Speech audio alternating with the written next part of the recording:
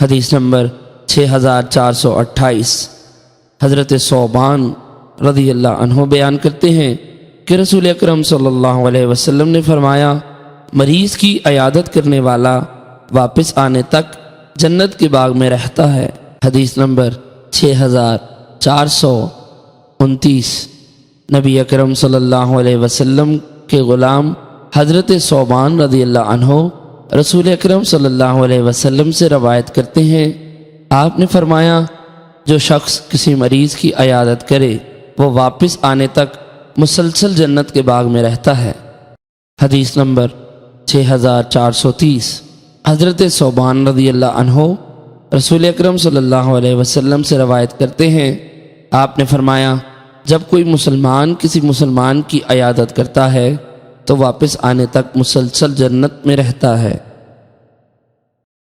حدیث نمبر 6431 رسول اکرم صلی اللہ علیہ وسلم کے غلام حضرت ثوبان رضی اللہ عنہ بیان کرتے ہیں کہ رسول اکرم صلی اللہ علیہ وسلم نے فرمایا، جس شخص نے مریض کی عیادت کی وہ ہمیشہ خرفہ جنت میں رہے گا۔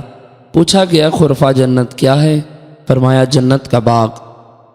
حدیث نمبر 6432 امام مسلم رحمۃ اللہ علیہ نے اس حدیث کی ایک اور سند ذکر کی ہے۔